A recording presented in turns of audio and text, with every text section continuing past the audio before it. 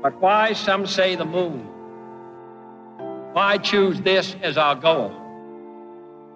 And they may well ask, why climb the highest mountain? Why, 35 years ago, fly the Atlantic? We choose to go to the moon. We choose to go to the moon in this decade and do the other thing. Not because they are easy, but because they are hard. Because that goal will serve to organize and measure the best of our energies and skills. Because that challenge is one that we're willing to accept, one we are unwilling to postpone, and one we intend to win.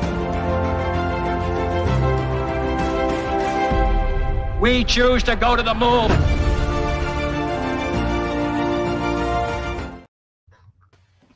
Good morning and welcome to World Blockchain Roundtable. This is episode 124, and we're going to be talking about the dark web.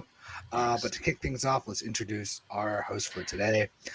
We have Joe Dragon, founder of Dragon Founder. Hello. And we have Greg from Rivet joining us today. All right. So let's keep going. Let's roll it in. First, we have a quick update from World Blockchain Roundtable tokens distributed last week. Each host from last week is going to receive 133 lot. Each topic contributor from last week will receive 83 lot. Last week's theme was Digital Asset Custody Insurance, nominated by Bad Hair Club. He will receive 83 lot for that. As a reminder, these ownership tokens come with perpetual passive income, free edits, and governance votes. And again, this week's theme is the dark web, which was nominated by Derox. Let's jump into those questions. Right on. And our first question comes from the dark web man, Greg Lane. What is the dark web? Is it growing? Joe, you want to take this one for us? Sure. I'm not the best at maybe defining it. It's essentially things that sites, pages that are not indexed on the major search engines, I guess, right? Yep. I would imagine it has to be growing, just like the internet grew forever. It probably is not growing as as much as it could be if they were indexed. And I think you have to think about it's light tends to be a good thing for information because bad info or false info tends to not be able to compete against true info, and by not allowing people, or at least the majority of the population who just use Google alone, to see some of those sites, it's it's detrimental to society and culture. So. Yep. So today I just learned something new, like literally just this moment. So a little nuance in our definition. When you think about the unindexed part of the web, right? You usually think dark web, deep web, two interchangeable words. Technically, they're not, according to like 5 or 6 of the top results on DuckDuckGo's default search engine. So, or on Brave's default search. So the deep web is all the stuff that's unindexed, and the dark web, according to at least the top 5 prevailings, would be the stuff that's actively hidden. So I'm curious, what would be like? Yeah, I guess like what are examples of those? If we're allowed to talk about them. Yeah. Oh, yeah. Are you familiar? You may have heard of the Tor network. Yeah. Okay. Onion routing basically is the technique, and it's like a way to hide the source of a request for a page from the receiver and from the recipient. So you dial in an address, and it sends it to this network. Entrance node picks it shuffles it around. It goes to an exit node, retrieves the page, comes back, and you've anonymized your traffic. Now, on the Onion routing network, there are services called hidden services. And those are things that you can access only by going into an entrance node, but they don't go out an exit node. So they're only hosted on the Tor network. And those are probably the dark web sites that we're really talking about. Another example would be like Freenet. I don't know, it's a similar thing. Some of the IPFS stuff that's hosted on ENS, you might think, maybe too. I don't know. It depends on whether or not it's actively hidden. Maybe it's gated behind an NFT, then you could count it as dark web. Huh. That's interesting, right? It is interesting. I was thinking about like what was like the first version of the dark web before the internet. So was that would just be like like the dark web would be like books that people didn't publish but they wrote and they just passed to their friends. Like so guerrilla fiction, right? Yeah, but guerrilla fiction, but then even passing around like communist manifestos that people wrote by hand in little like books and passed around to people. Yeah, actually, there's a guerrilla fiction, something like that. Let's see. Fiction passed around. There have been at least some notable documents in history that have been passed among communities and not published for the rest of the world. Different types of communiques, different types of secret societies, right? Theoretically, you would classify those that way, that they have the rule books and here's their process, and it's verboten to give that to anyone outside, right? Yeah. Well, I mean, and during like the more aggressive phase of Stalinism, there were books that were forbidden to be read that Russian dissidents would hand transcribe and pass around among fellow dissidents. To the point where, like, if you even attributed the source, like if they could match the handwriting, you'd be headed to a gulag. But that you might even call that an early, like, deep sneaker net or dark sneaker net. Now, something to talk about that I'm not an expert on this, but is Tor and all the tools related to it. You can use Tails. There are a bunch of very interesting tools out there for doing some of these things that are entirely legitimate uses. They have legitimate use cases, and so I'm just wondering, is Tor compromised? Tor is probably compromised. If you want to be a purist, then everything's compromised, right? And if you want to be specific with Tor, probably compromised. I mean, Applebaum got shoved out of that project right around the time he raised too much noise about CIA allegedly former CIA operatives joining the project as developers. So it's not hard to do with unlimited funds, really. So yeah, I mean, and really with mass data analysis, right? Is anything really hidden on Tor anyway? Like, if you can analyze traffic patterns and synchronize that with access records, then you pretty much nailed somebody.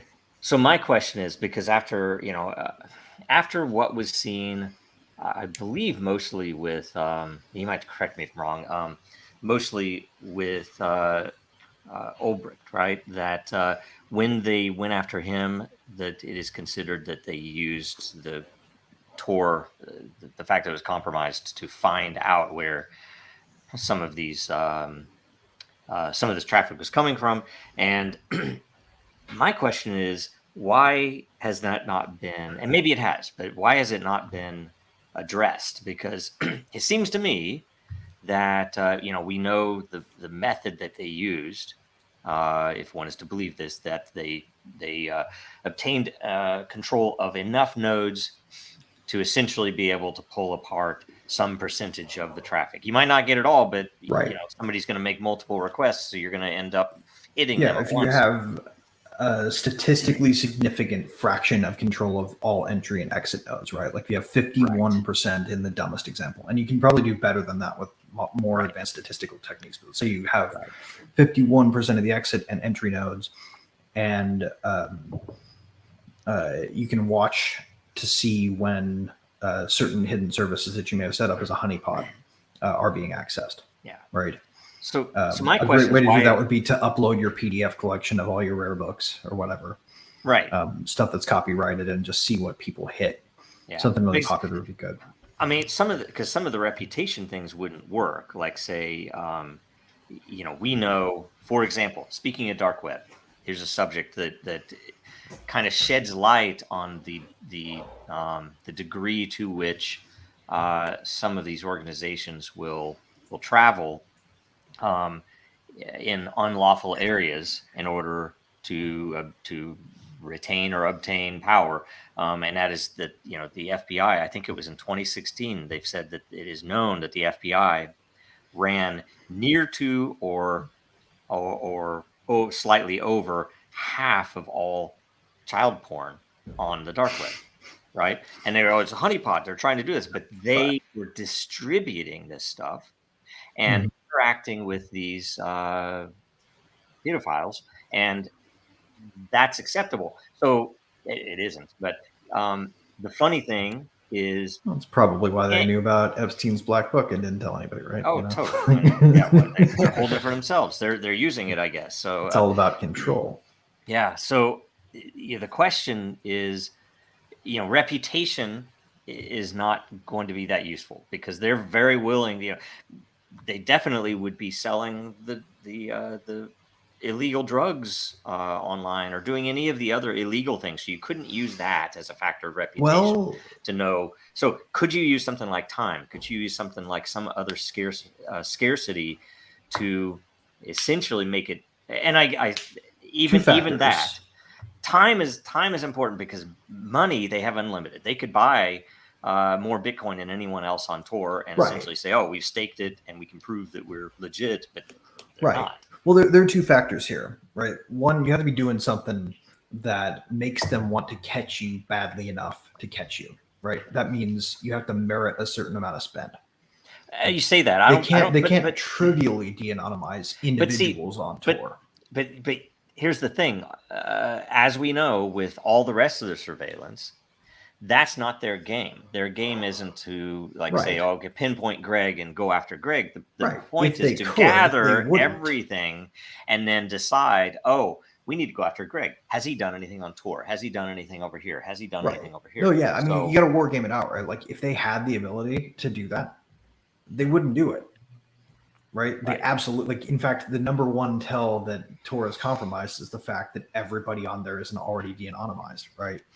Like it's the same sort of signal that you would get, because if they had the ability to do that, they would take a page from the World War II era project to break Enigma, and they would go, well, we can't go after them without plausible deniability in every case, right? Like if they just de-anonymized everyone and everyone got simultaneously busted, there'd just be a new network spring up tomorrow that they would have to re-break, right? Mm-hmm. Well, they're only going to go after the big ones, or more likely. The ones that have that are a thorn in their side, and more than likely, because privacy is useful to them for plausible deniability, they're not even going to make it a priority to develop the capability to break in every case without a major expense, right? Because they want to be able to use it and hide among the criminals just as much as they want to catch the criminals, or stop the terrorists as much as they want to hide among the terrorists. Right? A plausible deniability source, something that they can't break. In fact, that they say they can't break, is a very useful tool to have in internet warfare. Yeah, and I would even say prime example of that is crypto itself. That an unknown is the chance, or the what is the likelihood that NIST controlled cryptographic curves aren't compromised. There's not a 0 day in Bitcoin itself.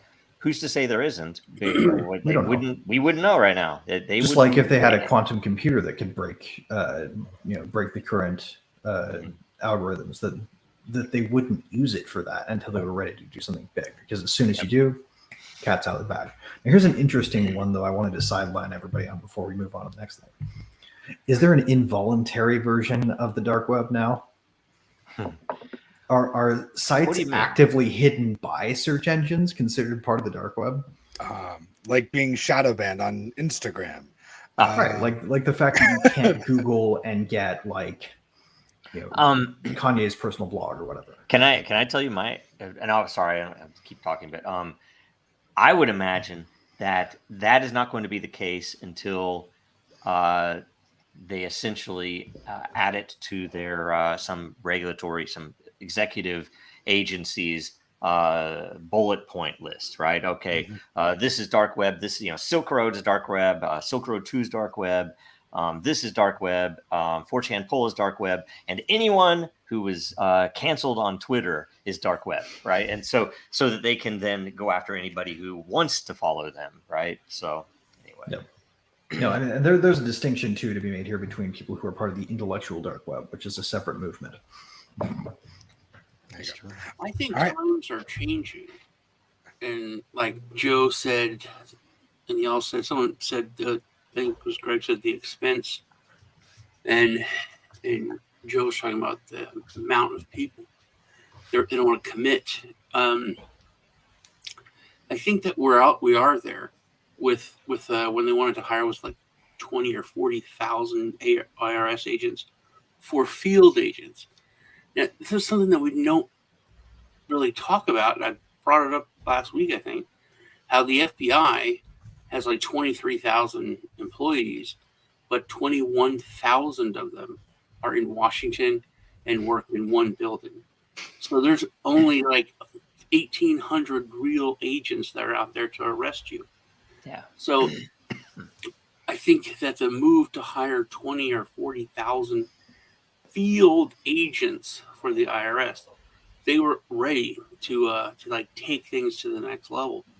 And then I think but it was in the light, so they pulled back. But it's not like they're going to not try to do it.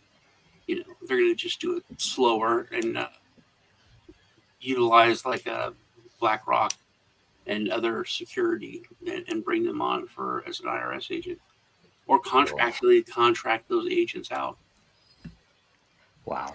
But I think we're at a time where it's coming. The noose is getting tighter around free speech and doing anything that's considered, like you said, can get you canceled. That's the dark web. Right.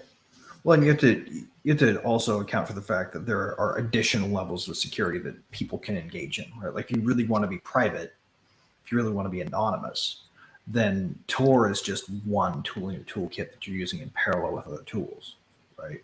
Like if you really want to be private, you get a fake identity or steal somebody's identity, even better, and get a data plan off a pay-as-you-go thing. Buy a laptop on Craigslist and leave your phone at home when you drive to another state and use a coffee shop's internet to connect to it, right? Like that's what you have to do if you really want it. And even then you're not safe. Like there's other things you have to do. What comes next? Or where are we at then? If that's what we would need to do, then I think we're at the violent stage. I think we're at the fighting them stage, not the I just want to, worry about my own privacy. It's just my own privacy. That's all. From being a regular American to actually fighting against the system. Yeah. Well, that's true. But there's also, I'd say, like, definitely some validity in the idea of adding security, right? Like, I don't want to give anybody the idea that it's hopeless and that, like, every little thing you do for security doesn't make you a little bit more expensive to attack than the cheapest guy to attack. And that's really where you got to be in the stack. Yeah. A little improvement goes a long way in making other people cheaper to attack than you. It's just like whether or not you lock your door because everybody could pick that lock. It's like, yes, any decent criminal could pick that lock, but most of them are just going to go to the next door, right? Right. So, and if you're like drone strike material, it doesn't matter what kind of lock you use. But right. There you go. Well, I think we answered Dave's question, but I figured I'll read it anyway. Sorry I couldn't make it today. Please talk about the fact the U.S. Government tax dollars created Tor to keep our intelligence agents safe, and also that most of the dark web isn't the thing people typically access with a web browser. Also, I'm super busy, or I'd love to be here talking about this. I'll bring it up on Coffee with Dan next week to share my thoughts and opinions. Cool. Optinians. And as a reminder, Coffee with Dan is Wednesday nights at 7 p.m. Yes, we do drink hovels of coffee at 7 p.m. at night, and we're wired, and it's crazy. And I'm on the show. And it's fantastic. Is it at least Irish coffee or something? I do get the coffee from Ireland, but it is not Irish coffee. Right. I just have a hovel of Jack Daniels next to me as well. All right. This question comes to us from I Am. Have you ever tested internet search engines? Have you seen how they control us by pointing us to what big tech wants us to see? It is very obvious with political topics. Have you tried a VPN and did the same search from another country using their home language to see the differences? Are you aware that not just China, but the U.S., home of the free and brave, has an internet firewall too? Greg, you want to kick this one off for us? Yeah, absolutely. I've done lots of experiments with this. They became a personal point of amusement for me when I was first involved in the design of such information systems, right? Like when people are researching stuff at a state legislature, for example, what search results do they want to find versus the ones that you would prefer they find? Those sorts of things got me wondering, like, what else is out there? So, like, anybody wants to do a quick experiment right now, go ahead and pull up your mobile YouTube, ideally an iPhone, and type in Federal Reserve. You hit search on that bad boy. Great stuff comes up. If you sort by most recently uploaded, little dots in the upper right corner, and then under the sort operation, select recency or time of upload, it will immediately go blank. You have no results. They block them all. They've yet to fix that. Fix that. What do you mean? It is fixed. Search, yeah, like it just goes blank. They're like, there's nothing here anymore, because they don't want you looking by what's recent. They only want you seeing what's popular or what and what they've already vetted, right? It's like, okay, nothing. You can do the same experiment with. I wouldn't recommend DuckDuckGo and Google because they use the same. They use the same index.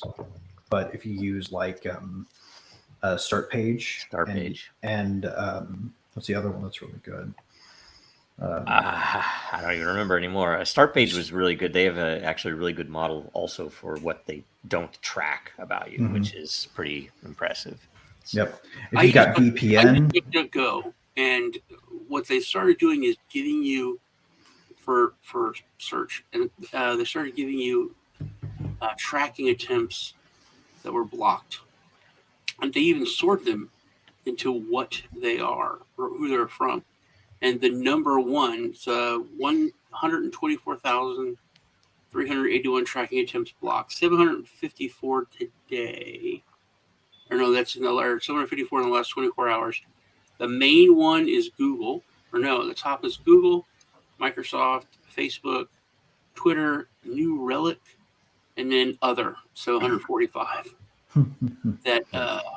So that's who's messing with me. That's a lot. Yep. Brave Search is all right. They have their own index that they've been building for a while. It's getting better over time. Quant is not bad if you're looking for like anything related to maps or music. And then what's the other one? There's one that besides Start Page, there's another one that's like relatively solid, but there's one that I like to use. It's called Dogpile. Yandex, because it's Russian. Dogpile's still around? Oh yeah, Yandex. Yandex? Interesting. Yep. Yandex is like the Russian Google. I did not know that. Huh. Yep. It's a bonus points because you can use an alternate index and get yourself on a watch list simultaneously. I'm already on the watch list. I live next to the Chinese embassy, so they already know what I'm there you go. If you've ever connected their free Wi-Fi, you're toast. Never. But yeah, I think that's one. I think that's so fun too that you just have to like go log into different VPNs if you want to watch certain videos, just on like Netflix or on YouTube, and how easy it is just to pretend you're in a different country. But we're still gonna you were talking about like before just that the idea of like making it more difficult, right? Like okay, like we'll do a little bit of effort to simply watch some stuff that our country or wherever we are won't let us. Yeah. Yeah. Well, there's a lot of other stuff too that goes into that. Like, who here has ever set up their own custom DNS? Yeah, you know I'm dumb. So you go into the settings and you can actually manually set up DNS, and you can use like a different one. Like I used to use 0.0.0.0 all the time until Cloudflare got a little bit totalitarian for my taste, and now I use a different one, which I will not say out loud because I don't want to jinx it. Yeah, it's funny they attacked the DNS. There's several cases where they've attacked DNS to censor full sites. It's kind of crazy. Yep. Yep. And also requests to DNS are always plain text. Yeah. So unless you go out of your way to configure it so they're not. That's another thing that you can do to really protect your privacy. Worth looking into if anybody's really interested in super big privacy. But just know that there are layers other than the ones you even have access to in your basic browser that, like user agent filtering is another really big one. You ever gone to a site that usually gives you free news on your desktop and it has a login for a paywall on your mobile? It's because they think mobile users are suckers. And if you download something like Zoomable, the Zoomable app on iPhone, you can get the desktop view with no user agent signal. That is the string that tells whatever the site you're calling what kind of browser you're using, like if it's Safari mobile or whatever. Yeah. So there's a ton of ways that they can do this. And second you get a VPN that lets you pick, like I like Mexico because they have a pretty open policy. They don't police it, so nobody cares. Good to know. That's a good VPN country. Yeah, Sean, I feel like we've all had a chance to jump in on this, but anybody else want to add anything to this question? No, it's weird how the regular Joe is starting to find out about this stuff because of, hey, you can watch this TV show for free, where you have to pay. I think Picard was a big one. It was on Netflix, but it was on Netflix in like most in Europe and other countries, but you had to pay for Paramount Plus to get it here. And that's stuff that's like technocracy that most people would never dare mess with, and now they're willing to do it just to be able to, not even just to save a buck, but to get access to stuff. Like you can go on Amazon and like every time I look something up, it's like, oh, it's not available in your area. Mm-hmm. Oh, you can't buy that. It exists, but not for you, which is very frustrating. Well, the really Orwellian thing to me is that, and literally Orwellian thing to me is that the language of looking for this stuff is being lost, right? Yeah. By the dumbing down of the interface, people don't even think about the DNS. People don't even have to think about the DNS. People don't have to think about the search bar pretty soon, right? They're going to just talk to an agent that's going to tell them the answer. And the more we abstract ourselves away from the medium, the more opportunities there are to take away the ability for us to even know how to ask for something they don't want us to see. That's true. The same reason they use the language. I mean, they change definitions of words readily and multiple times, and it's crazy. So, yeah, I had something happen to me that was very. It was one of the creepiest things ever. I'm not saying something. I woke up and I had pulled a muscle or had a massive pain under my right shoulder blade. I pulled a muscle while I was, when I was moving around in bed. And everyone I did it hurt. I was like, oh. But on my feed, there was, in YouTube, there were videos for this specific muscle that I pulled to do stretches for it. And I understand you go walking around like, oh, I really love Italy. And then you start getting ads about going to Italy or something. But this was just in my head. And it was so oddly specific. I was like, now I'm worried. That's weird. Weird, man. Yeah. A great way to test that is to have a private topic that you never bring up except when you want to test if you're being tracked. If your thoughts are being tracked, you just have to think about it. Yeah. Well, I mean, like, for instance, do you know if there are microphones that can hear you in this room? Find out, because Amazon will target ads at you if it can, and you start saying like parachuting adventures, but it's the only time you mention it. Oh, That's been the creepiest and that's the weird thing that everybody knows that's happening and has accepted it. Oh yeah. I remember it was like 20, 30 years ago that it was someone like Alex. I think it may have been Alex Jones back in the beginning. They got these people got a bunch of cable boxes because everyone had cable, and they took them apart, and like 70% of them, or closer to 80% of them, had microphones in the cable box. Yeah. And they were like, "Why do you have something to listen to?" And the answer was, "Oh, that's for a future upgrade when you'll be able to talk to it, and that's what we just have it in there. That's for the future. We don't use it. Mm-hmm. No, we don't listen to people." And I remember that was like something that really hit me. And this was so long ago. Obviously, this was people like cable boxes back then. That's an interesting piece of electronic arcana that people don't really keep around anymore. Yeah. Nest had the same thing. I think Nest, or at least one of the thermostats, for some reason had microphones and or some other sensors that shouldn't have been in there, and they just kind of hand wave, just like, oh, it's just on the board or a circuit board or whatever. Yeah, kind of crazy. One year, so funny story that happened to me along these lines. One year I got it was actually the year they released iPhone 10.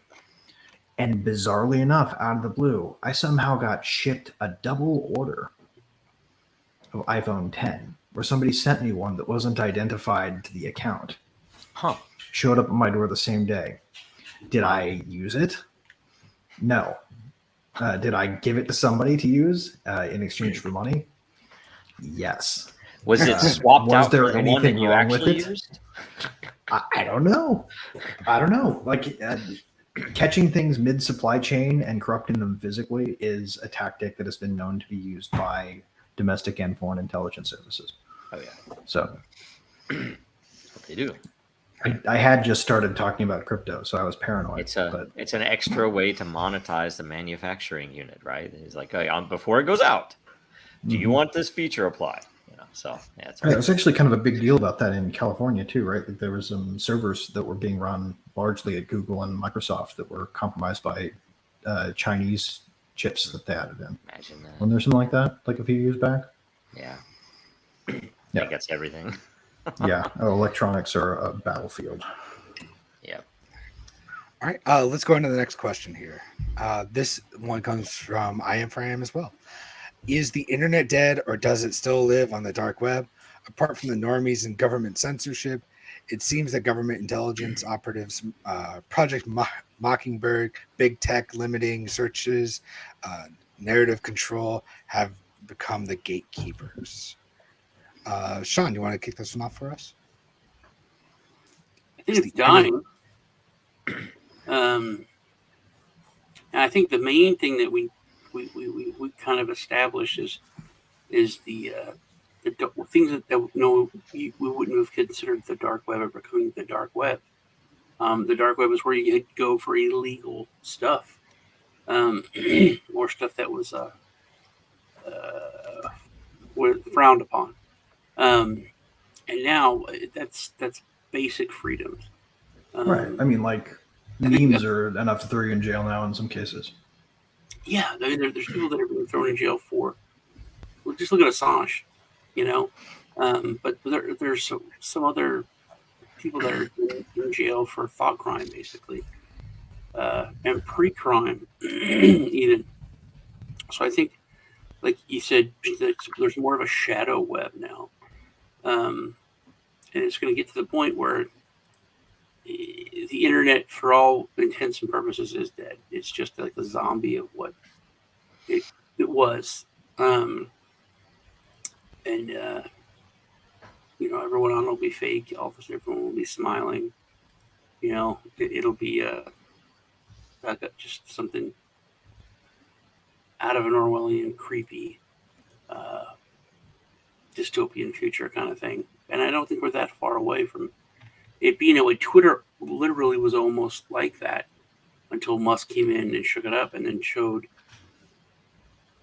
all the things that are going on. And it's just the usual playbook.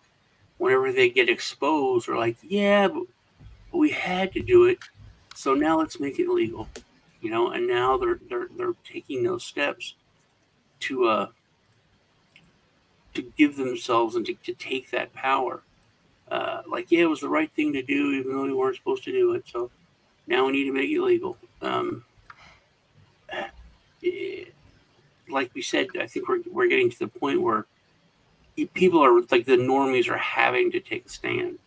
Like, no, this isn't okay. I'm going to do this. I'm going to go against what you're saying I have to do. So I don't think the dark web is going to die. I think it's going to grow until, like I said, there's a shadow web now. And I think that gray shadow web is just going to get darker and darker as time goes by. I got to throw in a little bit of a white pill here, because in reality, if you look statistically speaking, right, the number of people connected to the internet and the number of information sources are still growing, right, compared to where we were last year, the year before. We're not going to keep that trend going up at the rate we're going. But right now, as it stands, there are more people connected to the internet, and more of them are saying things that, even though they're getting more restrictive, it's leaky enough that the available free information is still expanding. And they're trying to halt that trend, right? Like, the reason they're raising holy hell about it still and not just doing a victory lap is because they haven't gotten all the control that they want. But we are light years ahead of where we were, in the heyday of Edward Bernays controlled three TV stations and nothing else, right? That sort of started to wane with home movies and VCRs, and has continued to degrade to today. Now they're looking at reversing that trend, right? Because nobody wants in the power structures that be to get Arab Spring, right? That was a really painful process for all of the security states of the world to reverse. So they don't want to do that with the Western world, but there's still a plausible threat from the side of the free flow of information. So we're not out yet. We actually have a chance. So don't give up, I guess. Yeah. I would say there's well, first of all, I posted a reply to the show page today that has two links to Twitter posts about the Blade Runners, which we've spoken about a couple times on here in London, where they essentially put up cameras that if your car is too old, you're going to get fined every day that you drive it. They're going to have cameras over all of the city. And essentially, if you're poor, if you're not a rich person, there's going to be a poor tax on the car you have to drive. That's what it is. Yeah, it's like, I have to use this. I can't afford a new car, right? Right, just like you're not in the aristocratic work from home class tax that they thought about putting on for a while. Essentially, it is quite a white pill that Londoners of all people have decided. They're calling themselves Blade Runners, and they're going and basically cutting down those poles, burning the cameras, destroying them. Yes. Either way, So it's a form of what would you want to say? It's a protest either way. And so this this dude that I don't know anything about any of these people or the show, Laza Fox, basically is on there, saying, tear down every single camera. I will be joining them. I'll be out there with my angle grinder. He said that he found some guy that donated $2,000 to buy a bunch of angle grinders so that people could come in and borrow one and go out and cut down a pole. And who knows? It could be used for bad things. Who knows? But that thing, wasp spray, by the way, for anybody wondering, is also a great way to muddy a camera lens from range. Shot. Yeah, including red light cameras, you would think, right? So I don't know about those, but like, you know, yeah, those cameras are that evil you too. own and control and can legally Oh, manipulate. okay, that's true. Well, if it's in my space watching me and it's not constitutional, and the city Right. commission is just taking a kickback to some company in Houston to put it up Right. there, You thanks, can Texas. tag an unidentified low-flying drone over your property with it.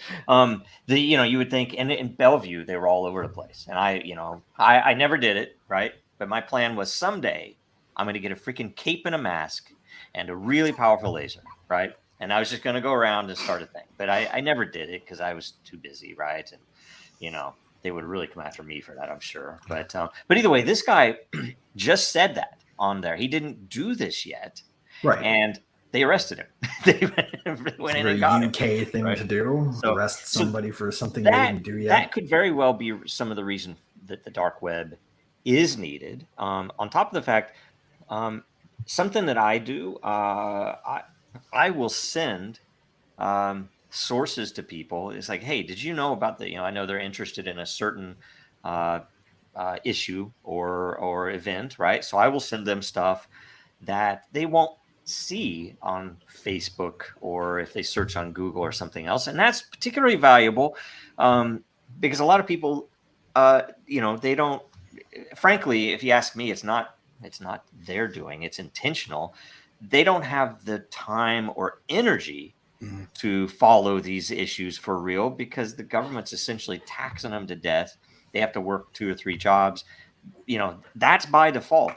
That's intentional. That they That's are part of the Chinese firewall strategy, right? Like set up little annoying barriers that you have to cross knowing you're breaking the law. Like they're not hard to cross. Yeah. They don't really police whether or not people cross them, but they set these barriers up nonetheless to sort of engage in a form of environmental policing. So if you actively set out to do X, Y, or Z thing, you care enough to do something about it. If it's part of your passive set of defaults, right? You're like most people. So most people are the people they're after, right? So if your goal is to pacify people who are by default going to choose whatever you put in front of their face, who cares if the dissidents go looking for it? All you can do is call them conspiracy theorists later. The search bar. Let the search bar suggestion actually decide what you're going to search for. It's like it's at all levels. Pick the first one that doesn't obviously say sponsored content after it. I hate that. I can't stand the fact that like you can put sponsored content in things and have it make it look like everything else. Speaking of which, is the internet that's dead? so screwed. On the broad issue and beyond dark web or not, I would say it's at least near to fatally broken. Not probably dead, but just look at mainstream or not. It's not even just some side channel news site that's doing this now.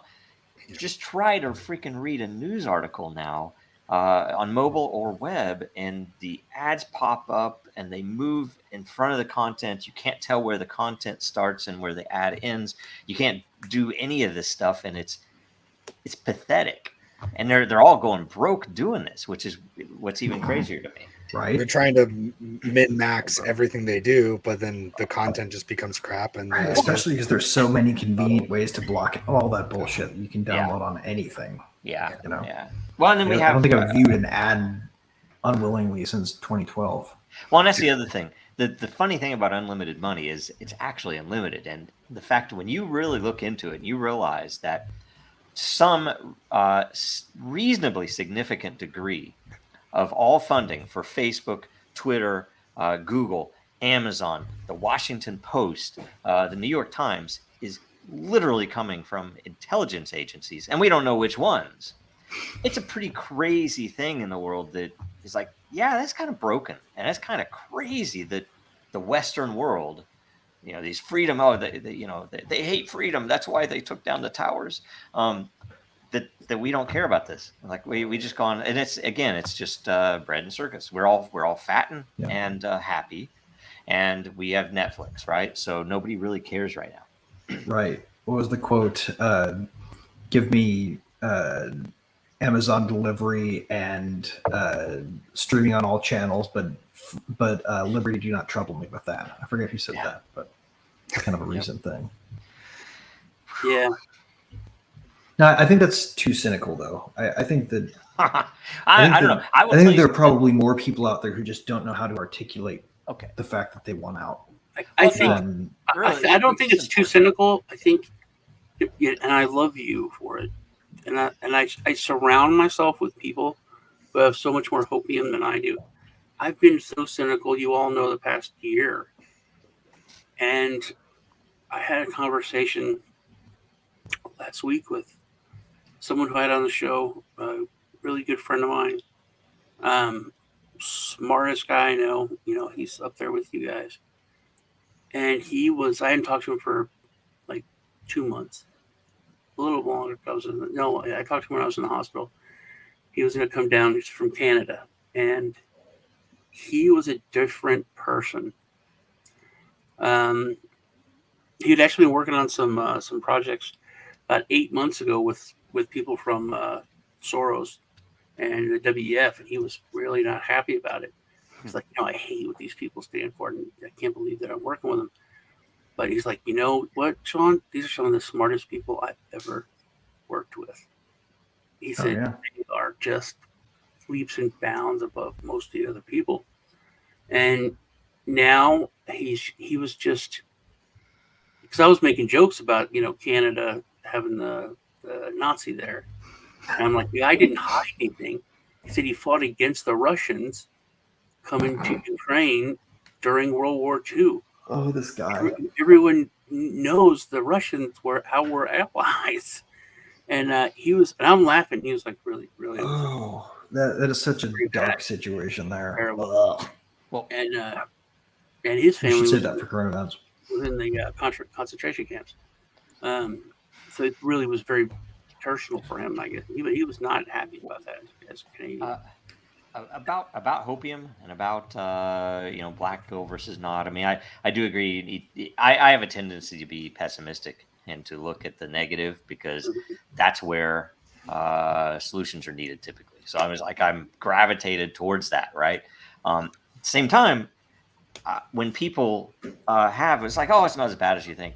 The issue is with the modern West, let's just say. We have trouble, and it's not trouble in actual technical issues. It is a cultural trouble with identifying the enemy or identifying who is actually doing these bad things to us. We want to like, oh yeah, the neighbor. It's a great neighbor. He's a good neighbor. He mows his lawn. His dog never shits in my yard. Yeah, he's an IRS agent, right? But he's still good. It's that type of thing, and it's worse than that. It's even, state intel level stuff that you can't say the Chinese because that's racist. And I'm like, well, it's not. I don't dislike Chinese people. I dislike what their intel agencies are doing to my country and me, right? Same thing could be said about several other countries. Including Western countries, U.S. intel agencies, Australians, the Israeli intel, the UK. They're all doing these really bad things, and it's verboten to say anything about these things because you're either you're a radical, you're a domestic terrorist, you're anti-Semitic, it's any of these things that they use against you, and yet that's the real. Those are the dangers, and if you don't, it blows my mind that in the West, people aren't up in arms, even lightly, about the surveillance state. We know it's there. We know what they're doing, and we know now we very well know how they're using it because they're going after people for real. Well, we're all old enough to remember devil's advocate. when the surveillance state started in Europe, and it was about, they're for safety and for traffic and we were in America like, what the hell? So two questions. Like they are about when they're like, I walk into a Walmart and there were actual guns. It blew my mind. I remember when that was like this huge story. Like they're putting cameras up all over the place in England. And in this country, in that country, it's insane. There's no way that would ever happen in the United States. And here we are. Well, two questions though. We got to keep in mind. You guys remember the news item about not the news item. You guys remember the hearing about the Oregon secession movement? Yes, a long Do you time. remember reading about the Oregon secession movement anywhere? Do you remember hearing about dissent against the surveillance state versus reading about it? Yeah, I don't know if we would be aware if there was a big push to end it. Well, there was I don't know how it is in the rest of the country, but in Texas, the cameras that take pictures of your car if you run a red light are illegal. They're supposed to all have been taken down, but instead of taking them down, they say they turned them off. Yeah, I mean, every my little town, I'm like, what? I guess I just never met anybody in person. And sort of like, I never met too many people who like had anybody other than a friend of a friend of a friend, die from something that I don't know if we can say about it yet. But like you never hear about a whole lot of mass casualties in some cases, but you hear about mass casualty events, right? You never hear about certain things that are kept well suppressed. You see things like polls come out that say that 70% of people in Gen Z would be fine with the government putting cameras in their houses if it kept them safe, right? Is that a real thing? It's the funny thing is, or were they being push pulled? The real thing. I'll tell you, Greg. It's worse than that though. It's not. That's not even a real thing because that wouldn't be the question. Those people are paying to put those cameras in their house. I mean, they're freaking buying Alexa devices. Well, I mean, yeah, right? setting aside the commercial convienience, like that's what I'm saying. People aren't purchasing a government surveillance device intentionally. That's why I'm saying the convenience is the thing that they've gotten us on. It's like, oh, sure. Yeah. Right. This was a case where someone actually did a poll to see if they would they would like to have the government install cameras into their house if it would keep everybody safe. Yeah. Right. 70% of the population in the poll said yes. I've never met a single person who said yes to that, and I'm not sure if I believe any of them really exists. Well, all polls are fake. I will tell you, back in the early 2000s, I was constantly polled, and they would essentially determine where you are with these more social polls, a little bit of politics, and then when the political polls were needed, they would know not to call you. Yeah. Right. So it's like that stuff's all fixed, and it's as fixed as the voting is now. So you want to make people feel alone in their objection to the idea. Tell them everybody else in their social group and their generation says the opposite. Yeah. Hey JB, hey G-Chin, Mr. Olfang, good to see you all here. Simply story, all good to see you guys. I think having younger kids, a lot of them, it's true.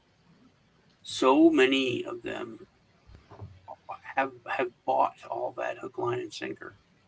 If we can believe what we read about them. No, I'm talking about what I see.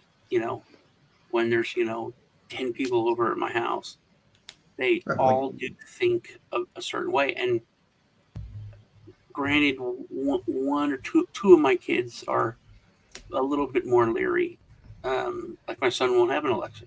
Bought everyone Alexas for Christmas, and he's like, Dad, I don't want this in my house. I don't want the government listening to me. And no, it's just even if it's not the government, someone's listening device. Why would I have that in my house? Right, but that's pretty optimistic when you think about statistically valid sample sizes for the whole country or the whole world. Yeah, that's how I was, and then I met my wife, and she had 5 Alexas in her house. So that changed for me quickly. Well, let's all do Greg a favor here and set aside Alexa in my truck. The idea of commercial truck Alexa. So I don't. It even follows me in my car. It's in my truck. Right. I think we all agree there's a big difference between buying a thing because it talks to you and helps you buy products, and buying a thing because you expect that it will surveil you and police you.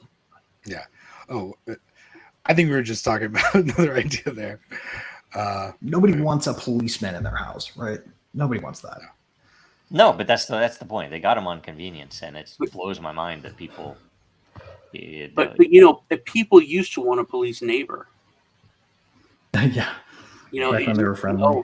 Oh man, At least so you know, we've been told. we have 2 cops on the street, so our area is safe.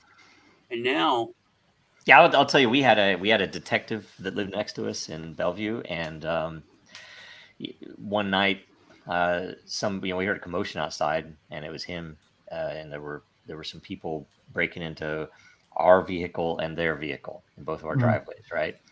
And I've never seen the police presence. It's like, okay, multiple squad cars. They printed. They didn't even steal anything from our car. I think they were discovered too soon, but they printed it. Like I've had several cars broken into. I've never seen them print. Every time I've asked, it's like, you can't get prints off that. yeah. Well, but you can also like remember back to CSI pre-internet and remember like your friends whose parents happen to be cops. Those people didn't want cops in their house, right? Like I remember sleepovers over there. Like you didn't get away with shit. It sucked. Yeah. Everybody wants to get away with more than they're permitted to in a society like the one we live in. Like I actually was banned from going over there because I didn't want a peanut butter and jelly sandwich, so I hid it under the sofa. I couldn't get over to that kid's house anymore. Never admitted that, by the way. I hope he's watching. That was my first introduction to the 2-tiered legal system. How like police kind of take care of their own, but also you couldn't get help, or police wouldn't do anything. I was watching this show, was it Killing It? Really funny show with Craig Robinson. But this girl goes through a car wash, and at the end of the car wash, she's turns her head, she's arguing with this guy, and someone steals her car. And they call the police, and the cops playing Candy Crush on his phone, like you could hear the game, and then she yells at, "Hey, aren't you gonna go look for the car or put out an APB or something?" And he's like, "Hold on." And then he looks up and she's standing next to Craig Robinson. He's like, "What happened? This guy tried to kiss you?" And he's like, "I know someone stole my car." He's like, "Look, man, we don't have time to go looking for your car. I'm a cop. I'll do a report and you can turn it into your insurance company." And then she goes, finds her car, and then she has and then they go to the store owner, and she's like, "Hey, you look at the security video." And the guy's like, "I know my rights. You got a warrant?" And she's like, "No, but the cop's here. He can get a warrant, right?" He said, "You know what I have to do to get a warrant? I have to go to the police station. I have to fill out a form." This is where blockchain provable ownership would be useful. And then he's like, "That's what he's like. Hey, I'll give you something you turn into your insurance." So she goes and beats the guy's ass and gets the. He shows her the video. Most of the videos, him looking at girls' butts that are walking in the, that's a joke. But then it shows the guy. She takes a picture of it. They go outside. This girl's like, "Hey, if he's a scumbag in Florida, I graduated with him." "Oh yeah, that's Donnie Johnson." So they go there. She beats everyone up, loses her shit. And when she goes in there, she's like, "Hey, I got a picture of you. Where's my car?" He's like, "The cops don't care, but I'll take your phone. Even though you have that, nobody cares." And that's the truth. When I was younger, I was in Killeen, which is disgusting. It's a disgusting city. And in Cove, where I'm living and grew up, you call the cops, you got 3 cars there in 5 minutes. And this person was having some kind of spat and called me there to help. So I called the cops and I'm like, "We'll try to get someone there, probably an hour or something." I'm like, "What?" And it was just the address because it was a shitty part of town. It took an hour. We're too busy generating revenue somewhere else. Yeah, it was an hour and 30 minutes. Then they came and they were bothered that they had to show up there. And I'm like, "Do your fucking job, man." Well, insurance is an interesting factor here too, because that is you guys ever heard of that study where school is pissed off because parents are showing up late to pick up their kids, and so they implement a fine, and what happens is rather than the problem getting worse, or getting better. It gets worse, and parents just start showing up consistently late to get their kids and paying the fine. They just pay the The fine. fine was You cheaper. give people The fine was an cheaper than out. daycare. Yeah, think I if you remember give that. people an out, then they'll take it. And insurance is kind of an out for that kind of policing, isn't it? Yeah. Like if you can get a new car with a police report, Yeah. The police are not really under any moral obligation to find your car for you anymore, are they? Yeah. And with that,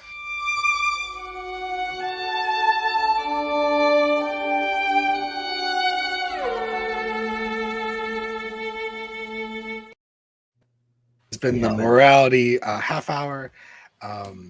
Thank you so much for tuning in to World Blockchain Roundtable. Joe, anything you want to plug or let people know about? DIN call later today. I don't know what we'll cover yet, but it's all stuff on what's happening with DIN, and otherwise the Dragon Chain Legal Fund, because the SEC case is still ongoing. And we have better odds every day because of the work that Ripple and XRP and all of those people in that community are doing. So, Yeah. Sean, anything you want to plug or let people know about? Check out our shows on Saturday. The Crypto Rednecks. We're still trying to get sponsors for it so we can do some giveaways. Because people don't seem to want to watch or do anything unless you give them money. Last giveaway, the dude was literally like pissed at me because I wanted to give him Litecoin instead of BNB, and then I was like, okay, give me a day to like I got to swap that out, and like every 5 hours he was on me for it. I'm giving free crypto away, dude. Chill. So that's on Saturday, and then True Tuesdays. We didn't have one this Tuesday because Lisa was sick. One of the reasons she's not here. Yeah, check me out on my socials, all that. Okay. And Greg, anything you want to plug or let some people know about?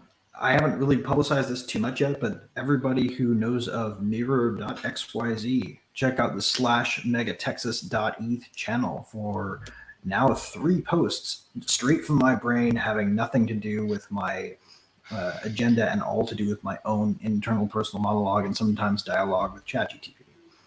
Excellent. My latest one out there right now is literally called A Call to Hyperstitional Arms, Marshalling a Decentralized Narrative Force to Defend Decentralization. And it touches on the idea of hyperstition introduced by philosopher Nick Land. It's a blast, actually, a hell of a topic. So everybody should check it out, and then also hopefully get motivated to spin the world they would like to see exist, because that's pretty much what it's about. Awesome. So check it out. Great. And tune into Coffee with Den. It's going to be Wednesdays at 7 p.m. You can find out more about that on the Coffee with Den layer on den.social. Thank you so much for everybody being here.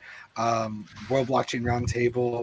Next week's theme is going to be dictatorship of the majority as a threat to the decentralization.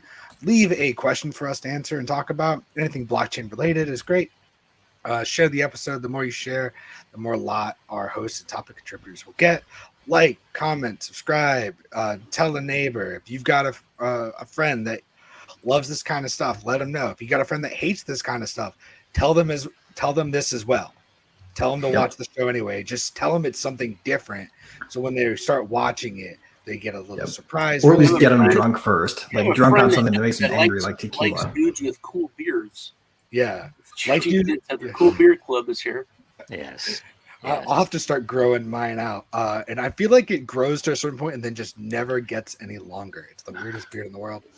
But yeah, and we will see, we'll hopefully see you back next week talking about dictatorship of the majority as a threat to decentralization. Leave us a question in there and stick around for current events next, and have a good day. The very word secrecy is repugnant in a free and open society. And we are as a people, inherently and historically opposed to secret societies, to secret oaths, and secret proceedings. For we are opposed around the world by a monolithic and ruthless conspiracy that relies on covert means for expanding its sphere of influence, on infiltration instead of invasion. on subversion instead of elections, on intimidation instead of free choice, on guerrillas by night instead of armies by day. Its preparations are concealed, not published. Its mistakes are buried, not headlined. Its dissenters are silenced, not praised. No expenditure is questioned, no rumor is printed, no secret is revealed.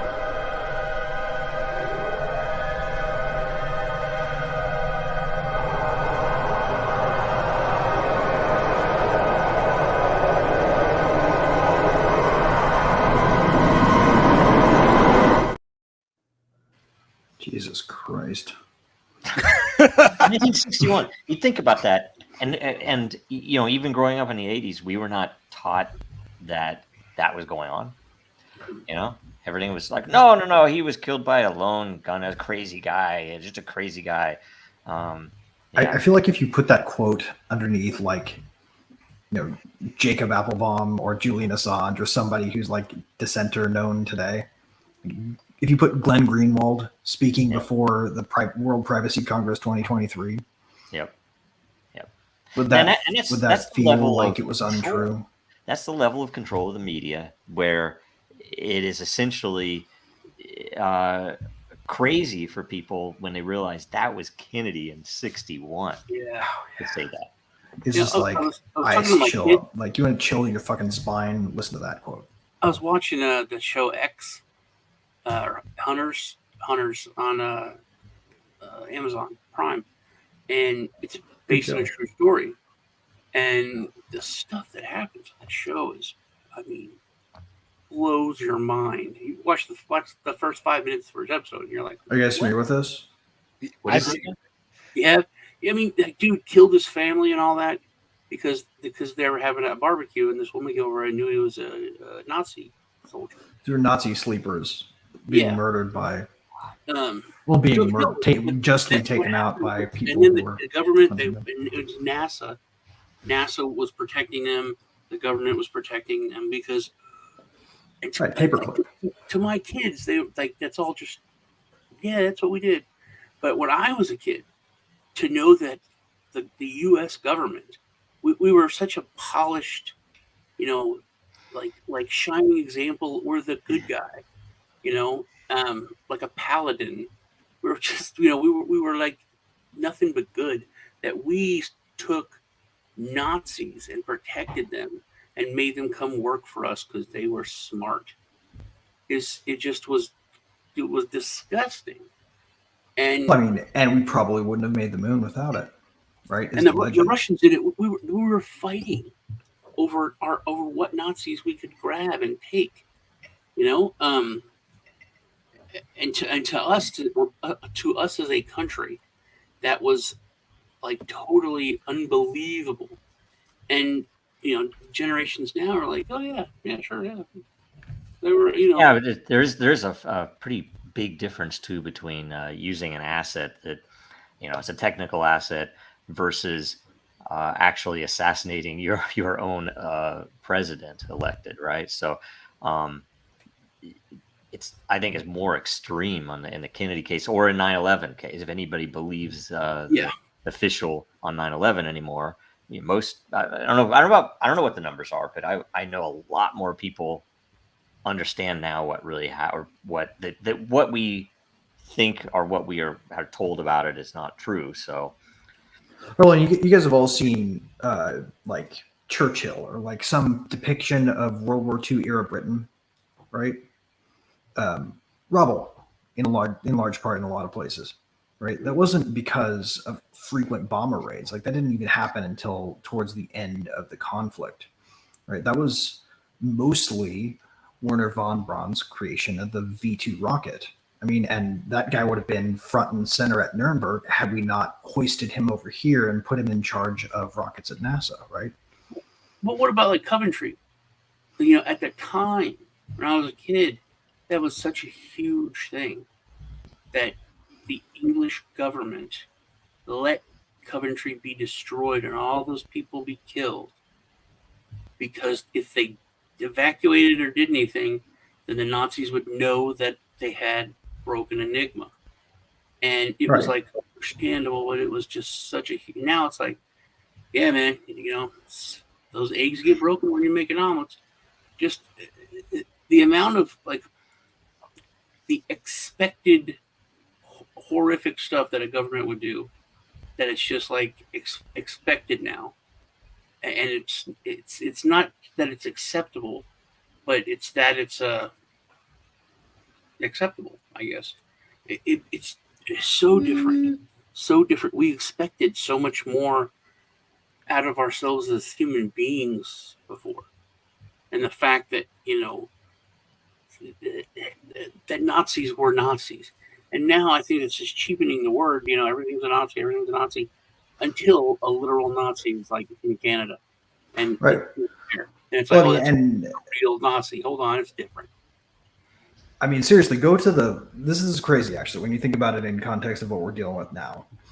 Because this guy was actually controversial, right? Like, you go to Werner von Braun's Wikipedia page, and it's like whiplash when you go from the slave labor section, where they talk about how they actually set up specific concentration camps for help building the missiles that he designed, that he oversaw construction of, to his defection to the U.S. and then his joining of the U.S. military, right? Like, this happened in our country, right? We did that. We were like, Nazi, killing people, slave labor, missiles, right?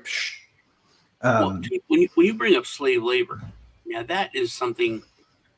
If you look at like I forget the name, but they're like, they make cookies and baked goods, and they're $1 billion company, all built from Hitler giving them slave labor. Right. All the companies that everyone loves, were built by Hitler's slave labor being given to those corporations. Right. Men's suit designer Hugo Boss first knows assignment was the Nazi uniform, right? Like, everybody knows Hugo Boss, but there's and you should look it up on YouTube. There are, and they do like all the investigations back to like the connections that their like grandfather was like a huge contributor to the beginning, and they gave so much money to start it all.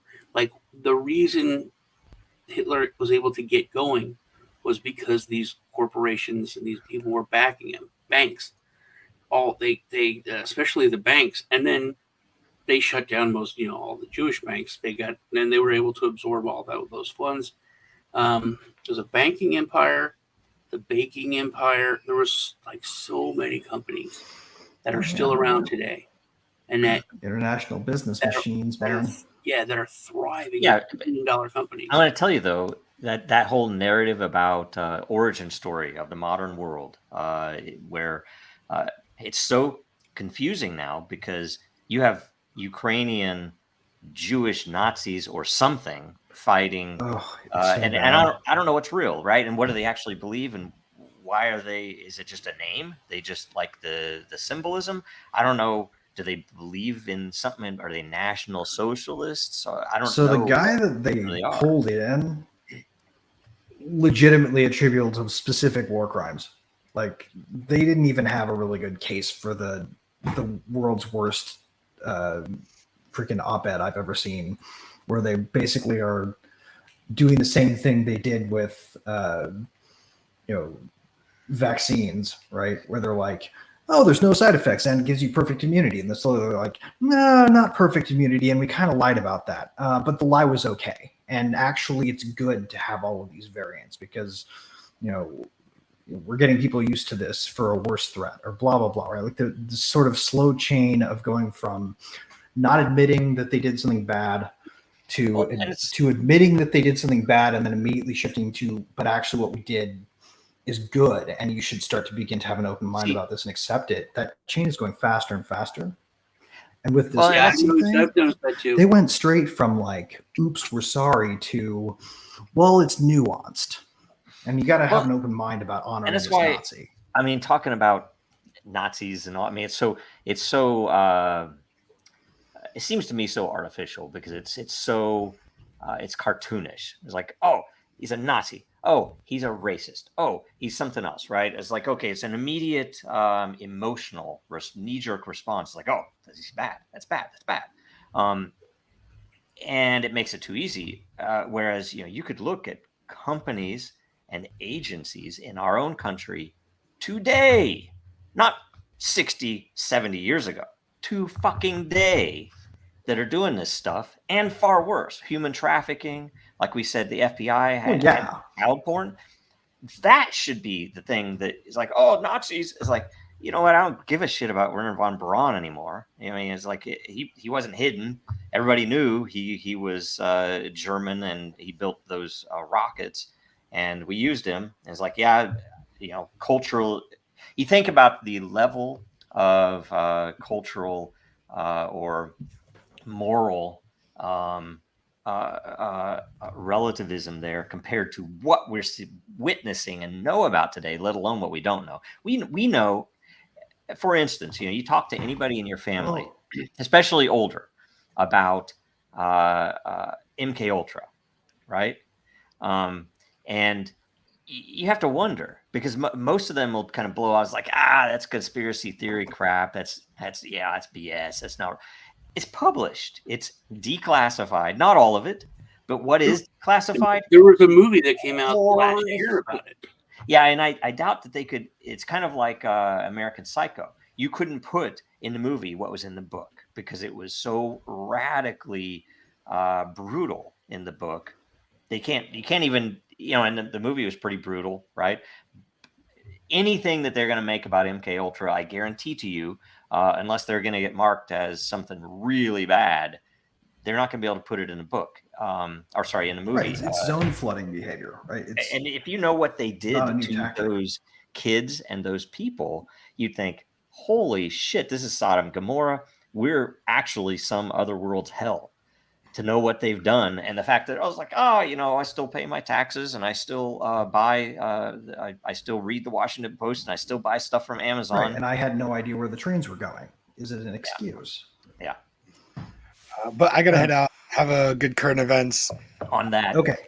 I'll see you for the next week. Yeah. Don't run too fast. I swear to God, we occasionally scare him. So current events. What do we have? We have the Trump issues. All of those things. We have McCarthy. Well, there's ousted. literally the world. Yeah, I just have to call attention to this because it's freaking crazy.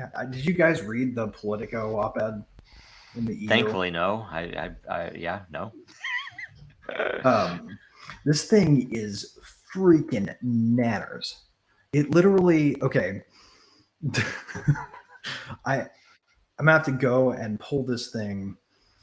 Yeah, it's one of those things you can't do it from memory because it's too absurd to well, if I don't go and actually like pull this thing up, then I'll do it a disservice. So, and wow, it's even not on the front page. Is it related to Trump or the McCarthy stuff? This is the Canada thing. Okay. To me, this is a stunning news item. Okay. Which Canada thing? The Nazi? The Nazi thing. Oh, okay. Yeah. Well, it's a reaction to the Nazi thing. It's more press critique. Yeah. I just think that's interplay. That's them playing games with their own people to say, make sure that something Nazis are bad. What's that? There's a derivative point to make from it, but you have to like sort of connect with the absurdity of what they're actually saying before you can make the derivative point. Right. Okay. So you support for Ukraine at all costs. Yay, Russia's evil is essentially the narrative they want people to take, and yet they've found confusion because of Nazis in the midst. That's the whole thing kind of boiled down. Well, I mean that's the background, but then they had this guy. Well, there was that one Haka, right? Celebrity that like posted a picture. It was like, yeah, support Ukraine. Look at these heroes. And there was these, Ukrainian soldiers on a tank, and but they're literal Nazis. Like they have again. I say that's still that's an emotional symbolism. We're not letting us get to the point, though. Yeah. Because the real point of this, not to cut it too short, is to drill into the information environment they're trying to sow already with this. There are literally in this Politico.eu, like Politico.eu is based like probably in Brussels for all we fucking know, right? This is the center of reformed post-World War II Europe, coming up with an apology for what happened there, suggesting to people that they ought to consider the possibility that there is more nuance to this, and that, yeah, this guy was part of the Waffen SS, which, they don't go into this detail, but was legitimately connected to the actual SS operations exterminating people in Poland, right? Like, there are genocides attributed to the specific unit this guy was in, to the point where they're actually considering deporting him now, for criminal prosecution under the Nuremberg Accords, right? Like, this guy was actually a war criminal, almost photographic evidence attributable to a unit that did stuff that was specifically murderous, right? How old was he then? How old is he now? He's an old guy. He's an old dude. Yeah, but and also it's not as simple as I've realized that the Nuremberg trials was a lot of wrestling. It's not as simple as that, though, because we have a European publication coming up with a Nazis aren't so bad apology like a week and a half after this. This is like literally the worst nightmare. But this is the whole thing of the tangled web we weave, that at some point these narratives conflict, and they have to find out how to nuance them. I guess I don't hear people tearing down Politico in the streets right now, and they just literally apologized for Nazis after spending like a better part of 2016, that's what I'm saying. 2020, saying that Nazis were the end of the United States. That's why I say that entire issue is meaningless, pointless. There's nothing to come of it. It's like, oh, who's allowed to say the Nazis are good or bad is the question. That Politico can say the Nazis are okay in some cases, as long as it meets their agenda. Whereas the only difference is that it's been rammed down our throats forever that Nazis are always bad and the ultimate evil in the world. There is no devil. There is only Hitler. There is, and it's a mechanism to control people. That's all it is. It controlled our social narrative for a long time, but it's also kind of a cultural checkpoint, right? This is how far we've come in terms of weaponizing information in a way that makes you cynical right away. Yeah. Right? Like, this is a line where we ought to be going, holy shit, maybe we ought to be throwing out some big red flags here about how cynical we're getting about our information sources. That's something we need to talk about for current events. The bill that's out for information control when it comes to news, that every news outlet has signed an accord that they will basically put forth the narrative of the government, and they've all agreed on it. It's all Russell Brand did a show on it. It's meant to quell any kind of independent journalism. That's done. Because that's going to move it to be against the law. There's laws that are up in Europe right now that are, and one of them's passed. There is this accord that all news agencies, all legacy media, all that will basically going to be protected by the state, but they'll have to adhere to everybody putting out the same thing, the United Front, which is. They could have called it the Orwell bill. I mean, it's so blatant. And now they're going after Russell Brand, obviously, because he's been putting everything out there in this easy to understand language for people. And he does like Alex Jones is there. I'm in your face and I'm telling you this and telling you. And Brand does one of the best sales tactics that is out there. I used to do it. It's the Columbo method, where he's like, "Hey, what about this? Let's question this. What do you think? What about this? Looks odd, doesn't it?" And that's how he gets it out there. Yeah, Russell Brand is really good at that in particular. Yeah. It's very fun to watch it sometimes because he, and anytime he does throw up anything, he's always allegedly right. He throws it up, so it's like he's protecting himself pretty well. And Rumble, but to note on that, actually had a tremendous and great response to the request to ban it, right? Yeah. So that was beautiful, right? And now they're banned in the UK. Yeah, well, that's how things work. Yeah. He's like kind of have to take a stand, or else it's all pointless, right? Yeah, I don't know that whole thing. They tried to ban memes too, right? Oh, yeah. And I think, in fact, memes might be the thing that saves us, because it is so efficient a mechanism to convey valuable information, right? Humor, visuals, and very single frame.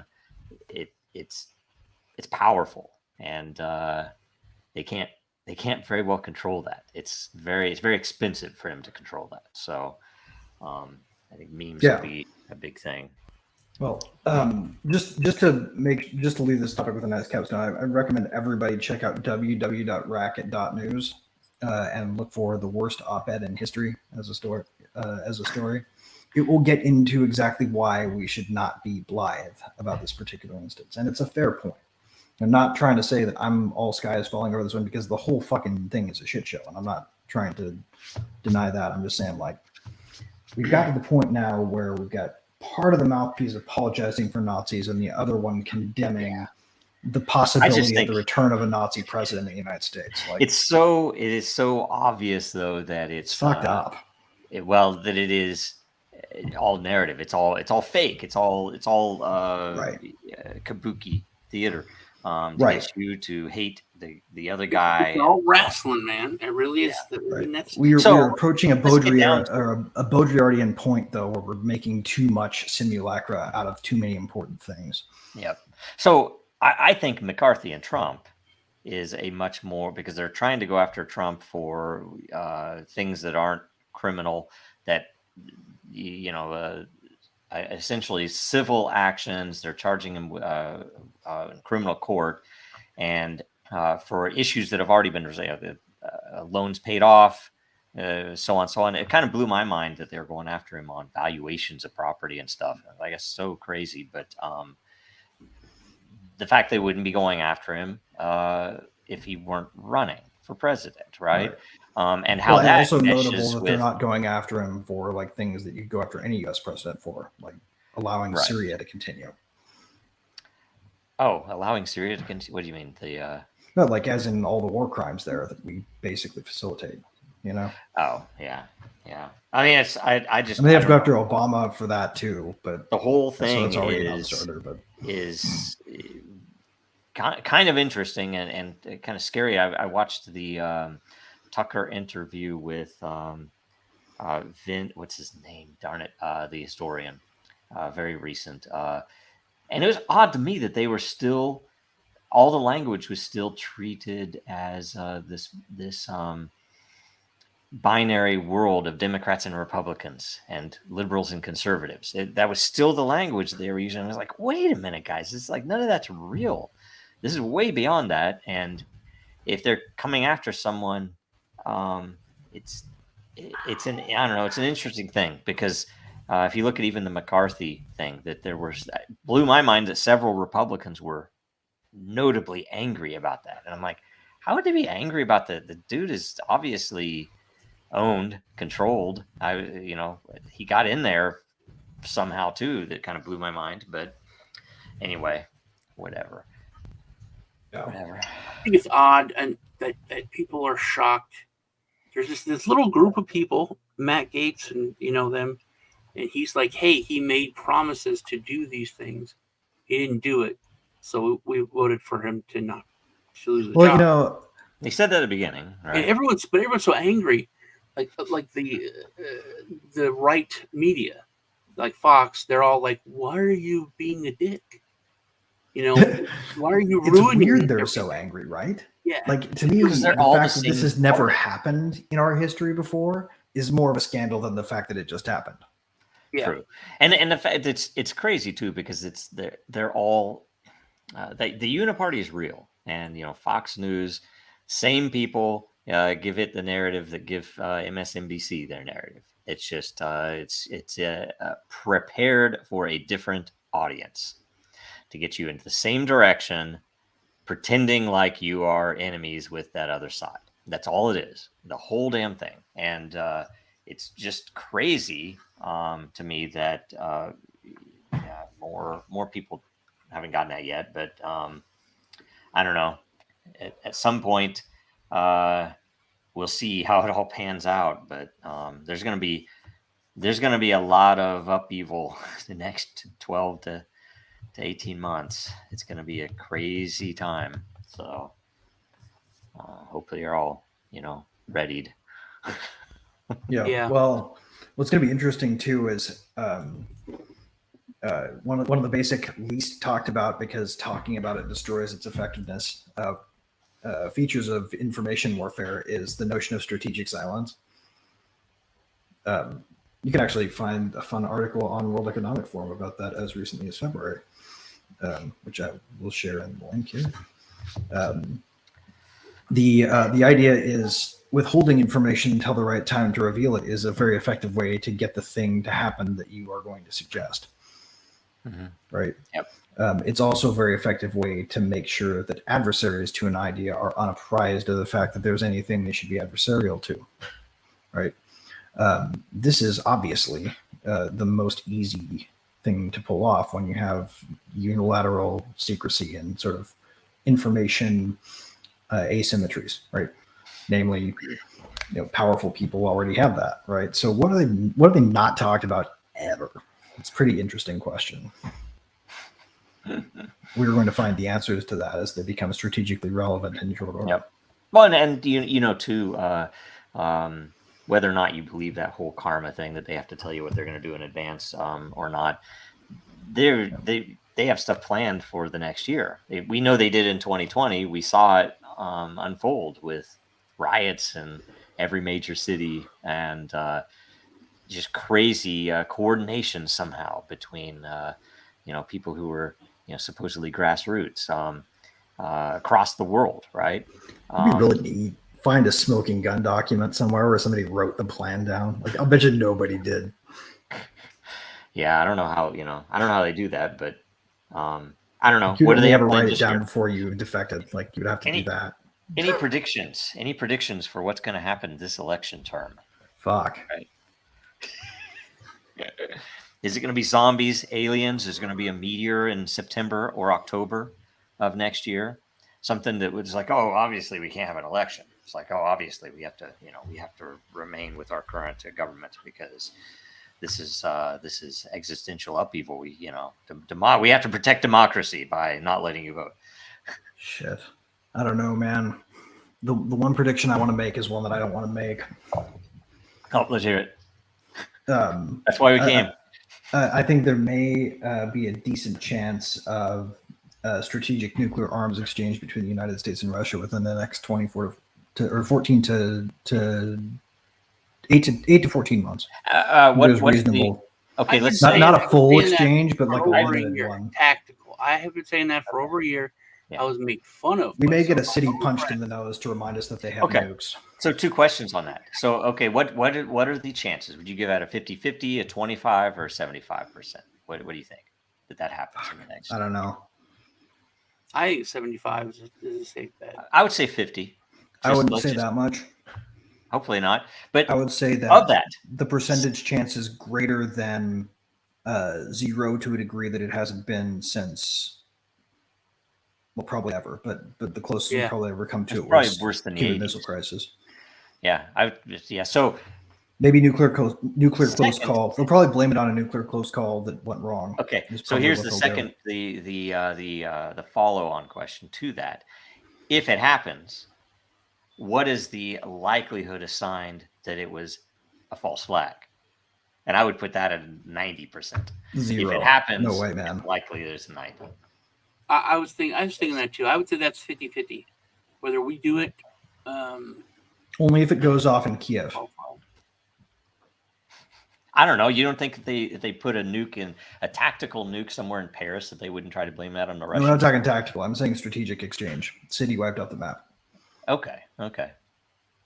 Well, but the cause of it, I just they've it's been obvious they did the Nord Stream. We did that, or they did that. Whoever you want to say. The stuff with all of the drone attacks on the Kremlin, I just find it terribly uncanny. They were testing the emergency broadcast system the same day or like day after the Russians did their own. Yeah, you think it's crazy? Yep. Well, I think it's Who really crazy. I think controls it's that? telling. Yeah, who really controls all this stuff? Anyway, so yeah. Anyway, Second hopefully strike's not. largely automation that's unrecallable. Hopefully not. But either way, I mean, I do think no matter what happens in all of those things, that the dollar collapsing is a huge part of it. And, that $33 trillion plus, it's going to be $34 trillion, but by the end of the month or something, by Halloween, that's going to crash, right? It's going to collapse everything. And it's going to end up with you're going to end up with a war simply because they need to both distract everyone and somehow recover that power that they just lost, right? Oh, we're going to convert it to CBDC. We have to do this because there's the war. It's the war effort. Support the troops. Buy the war bonds, right? In CBDC. Right. It would be like the one thing you could do to refresh the effectiveness of the narrative weaponry. Yeah.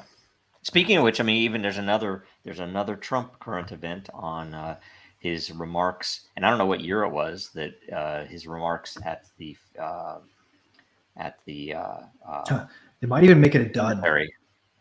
What's that? Like it gets launched and it lands, but it's only the conventional part of the warhead. We escaped by the skin of our teeth, type of thing. Yeah, that's possible. Yeah, I don't know. I mean, if I can come up with that in 5 seconds as a good strategic approach, they probably thought through worse things or more devious things than that. There are too many things to be said. Anyway, I don't know what else happened this week. I mean, who's going to be speaker? There's a question. That's a good question. I hope that it's Emmer. I don't think it's going to be. Oh, Emmer, because he's pro crypto, right? Yep. Not that that would help us any, but I was surprised because McHenry is pro crypto, but he's apparently he's an old buddy of McCarthy's, so he was pissed. I was wondering why he was pissed. Okay, well, if he's a buddy of McCarthy's, I think he has to be compromised somehow. It's like maybe it's foreign banks that don't want the American banks to. I don't know. Let's keep in mind that allies of crypto in the United States Congress are going to be mostly purchased, and probably few true believers. Mostly purchased. I don't know, because I would say heavily the enemy of crypto is definitely purchased. I mean, you have but like the other side has mercenaries too, right? Maybe I think it's interesting that that's part of this this new election is talking about crypto and the age of a lot of people, but bringing up how that's so far out of their realm of what they know about. Just the fact that money is going digital and things are changing, and it's that they're not keeping up, but they have no clue. Yeah, but you could say that about any stuff. We know in crypto, because crypto happens to be a very technical subject, but theoretically, you have these same old people dealing with pharmaceuticals, which is that's very complicated too, and they're also dealing with even agriculture. I mean, there's a lot of tech and new stuff in agriculture that these old people can't comprehend because they don't use plows with oxen anymore, right? So it's the funny thing is that kind of on the verge.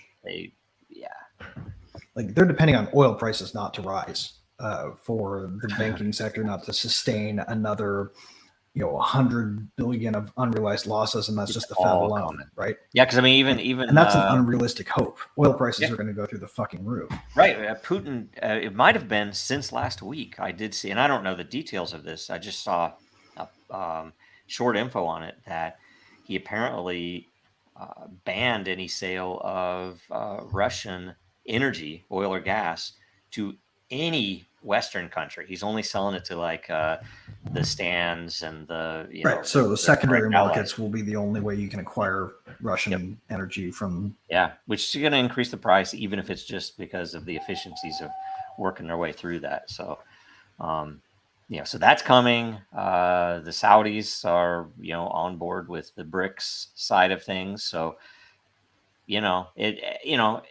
there's some negatives obviously to this because of disruption that will occur in the homeland. But in the long run, if we can get rid of the Fed, we will be freer. Even if it's not perfect, it's still going to be more free, and you will have, I think, worldwide, less issues with the negatives. Now, you very well might have, whatever, depending upon the power level of the BRICS countries, you might end up with some massive similar issue coming from one of their from one of those sources, because they'll have near to unlimited money also. So it's all, none of it's good, but anyway. Well, I mean, aside from the fact that ultimately pushing this system further towards the pressure point of breaking makes the acrobatics required to rehydrate the US dollar in digital form a lot harder, and further props up the possibility that you'll see a major crypto price spike before they can, making it far more likely that decentralized becomes the medium they have to compete with. I think also this past week the sentiment has changed about funding Ukraine. People are like, "Hey, it's enough." Yeah. When is it going to end? We've done. Even people in Ukraine are like, "We thought America was going to help us, but none of us expected what they've done." Right. Well, and there was the crazy. Thank you so much, but it's and that's Ukrainians. They're like, their mind is boggled by how much we've done, and the sentiment, a lot of it is now kind of making fun of Zelensky. His wife spending $100 million on jewelry while he was down in DC begging for money from us, right? Anyway, by the way, none of this stuff is any surprise to anyone who's paid attention to what Ukraine was. If you have a country that bans the alternative, they ban the other party, they ban any independent journalism that is that contradicts their actions, and there's numerous examples. New York Times wrote of it, of the fact that the Ukraine was the center of human trafficking in Europe, right? And all of a sudden, it's all washed away because Putin, right? And It's like, okay, I don't have to like Putin, but guess what? I don't give a shit about Putin. And guess what else? I don't give a shit about some freaking country that is so corrupt as that to be sending our money. Because guess what? All that money's coming back to our politicians, whether it's through their ownership in military or otherwise. It's all coming back to them. Some of it more direct. Do you guys think the shift, like Sean, do you think the shift in sentiment you're noticing has anything to do with Slovakia? I think people are just kind of fed up. Well, because the Slovakian election was not an expected outcome, right? Like they didn't expect the people rising to power there to be really anti-Ukrainian aid. That was kind of a break in the official party line. Well, you look at this stuff that Tucker interview with Pence, right? Yeah, on stage, and it was funny because he literally said he doesn't give a shit about American infrastructure. We need to send money to Ukraine because that's anybody who's watching that is like, wait a minute, it's like that bridge is about to collapse. Well, because they're clearing out the inventory, right? Like they literally are trying to get some kind of excuse built up in advance of the next major purchase, right? That's all that whole fucking complex is about, is what you're going to buy next, right? Well, people have basic math. No matter how dumb they are, right? They have basic math, and they're like, "Hey, these things need to be fixed. These people need to be helped." We don't have the money. It's like $1,000 to help that guy. We don't have it. We're not sending them Abrams tanks, then why buy the next gen?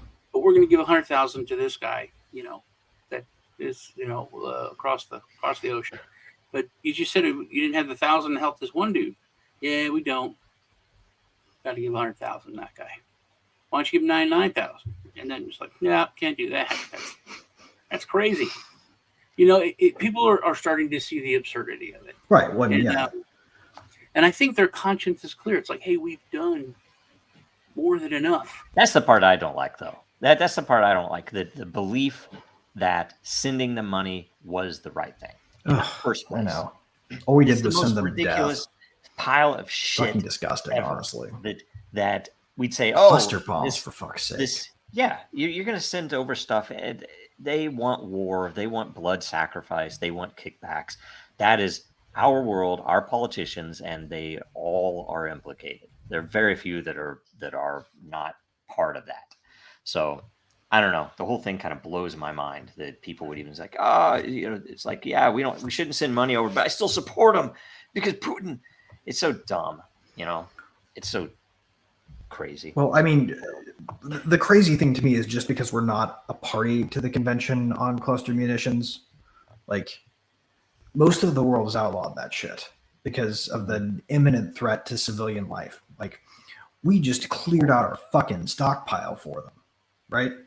Cluster munitions are going to be a problem for like school kids in the Ukraine for the next fucking 30 years, right? Yep. I think we did that to them for a fucking prop, a political prop. I think a lot of people are just to buy from the fucking arms dealers. They're reconnecting with their common sense. Amanda, I don't know if you could play that Twitter post I just put in the private chat. She's out. I will grab it. Okay. 1 second. It's the Hodge Twins one. Hodge Twins, yeah. I'll see if I can do it here. 1 second. 1 second. The stuff that Vivek's talking about, shutting down the FBI, CIA, and then everyone gets shocked. You have that knee-jerk reaction, like, what will we do? It's like, hey, we have a justice system. We have, every state has the law enforcement. That could be taken care of. And this is something that Ron Paul was talking about a while ago. You can tell by how young he was. Yeah. Okay, here we go. Ready? I'm going to put it up here. We're going to play it. Hopefully my machine doesn't crash, as it occasionally does when I share stuff, because my Linux doesn't like my video card. So anyway, here you go. Most of our history, we didn't have those institutions. The FBI came in during the First World War. And interestingly enough, one thing that Woodrow Wilson did, he used the FBI to spy on American citizens and actually arrest them if they disagreed with his foreign policy about going to war in Europe. And isn't it interesting how recent they used it in the Vietnam era? Democrats used it there, and Republicans used the FBI to spy on 100 different groups in this country, including the churches, who disagree with the policy in Central America. It almost looks like the FBI was designed to spy on Americans who might be disagreeing with policy, especially the foreign policy. So the FBI, although I don't think I can condemn everything they've ever done, because I'm sure some of the investigations and investigation of crime has been beneficial, but that could be accomplished through Justice Department within our states. We wouldn't reject that portion of it. I think the FBI has kept and continues to keep a lot of records on a lot of individuals. The CIA has only been here since 1947. Their record is lousy. I mean, just think of the CIA used by the Democratic administration to. Oh yeah, So that was it. And now we got the but he's NSA. gotten more cynical about him over time. The NSA, it's like our job is to, look at mainly the. It's like nuts. It's nuts that these three-letter agencies are around and that we accept what they do. Yep. It's crazy. It needs to go away. So at some point, it will go Well, I mean, away. and that's like, that's an interesting question of itself, right? Like, what do you guys think the odds are percentage-wise that if any politician saying they're going to get rid of that gets elected, that it'll actually be got rid of? That's the hard part, because Trump won't even do that. So I mean, like we just saw McCarthy go 6-month turnaround on going back to their standard budgetary process. I right? think Vivek might, if he gets in. The thing about Trump, though, that I have. Well, but he did a tell the other day. Some kind of hopium that I have with Trump is that he didn't free Assange. He didn't free Ross. He didn't do these certain things because he tried. I'm sure they threatened to murder him if he did those things, though. See, I think he tried to play ball with them, Probably. and then he learned you can't. So hopefully he goes in like a bull in a china shop. I don't care, kill me, whatever, and he does it. Well, I think there's only about a 30% chance that he would do it, maybe 25% chance, but hopefully whoever goes in is a massive. The one thing I'll say about Vivek, I like him, but the other day he said something that made me cringe a little in a way that makes me think this guy's not getting rid of the FBI. Right? Like when he suggested that social media be banned for people under the age of 16. Like, to me, this says somebody who may be saying more about the security state than they actually believe. Yeah, there are some other indications that he might not be who we think he is. Who knows? But who knows? It's hard to test that. Certainly, there's nobody out there who's any better. But right. I wanted McAfee for the same reason that I supported Trump at the time, because we need someone to go in there and disrupt that. We need someone to like bull in the china shop. It is more effective to be like Michael Moore said, that human, what did he call him? A human grenade. That human hand grenade that we needed to send into Washington, because Washington is corrupt. And I would say, if anything, my hope, if there is a strategic exchange, as you said, I hope they just target DC, because frankly, we could live without DC. I hope nobody is killed. I hope it is just, that the entire infrastructure is destroyed. And I was talking to a friend of mine who's in another country, and we were talking about Philly, and he was talking about, is it really that bad? I've seen that your cities are so bad in Philadelphia and in San Francisco. And he's like, yeah. I said, Philly's really sad because, I used to live right by there, and I'm like, my mom would take me into the city. It was always a really big thing. Go to the museums, go to the open markets. And I talked to a friend of mine, a year or two ago. And he's like, oh, you can't come in the city. You can't go in the city. No, it's a completely different place. It's just, lawlessness and drugs everywhere. It's terrible. And, I told him, I said, that used to be the capital of the United States. And he was like, yeah, it was, wasn't it? Like, I said, yeah, the Liberty Bell's there. He goes, the Independence Hall, yeah. He goes, that's right, it is there. That was your capital. I said, until they made it in D.C. And then I was like, which is like a city state, even it doesn't count. It's like the Vatican. It's very weird that they would have done that. See, I don't think they would, though. I think they would probably use it to send a message to those people. Yeah. Okay. In all likelihood, it'd be like someplace like Indianapolis. No, I don't think there's going to be an exchange with us. I think it will be in Ukraine. It will be tactical. It will be small, but it'll open the door. I was hoping we're all wrong on this one, because honestly, I don't want to see it. They just want a war, so whatever they need to do to start it, they're gonna try to do it. So, but if they move to that level, and one of the big things, if they move to that level, then that's so much cheaper.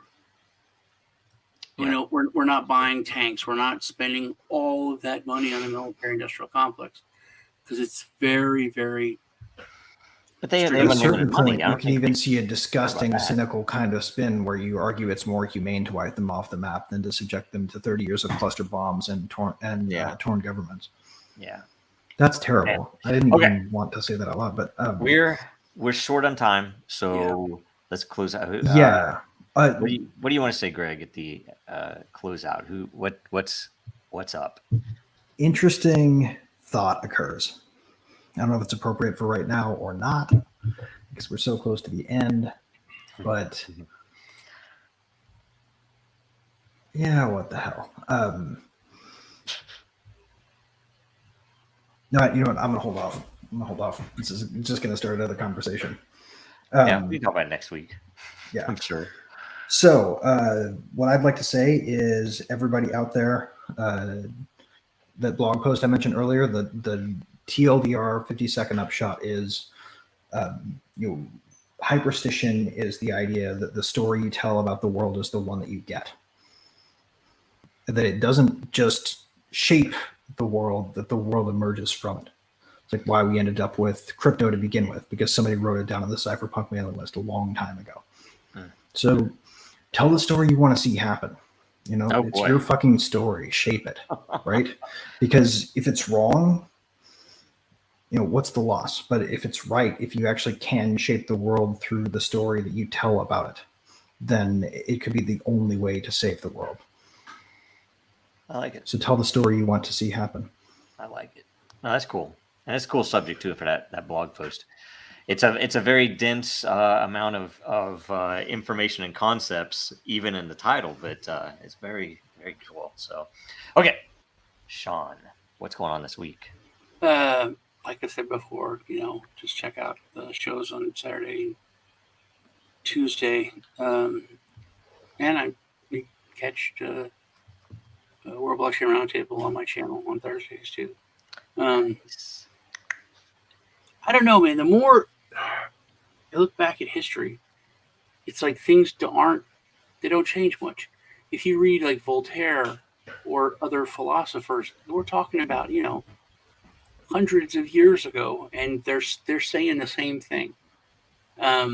You know, so it's it makes me think of that sci-fi thing where these peaceful herbivore, you know, societies, they don't ever have to worry about the aggressive predatorial societies ever affecting them or coming out, because they always destroy themselves before they get to the part where they can do interstellar travel.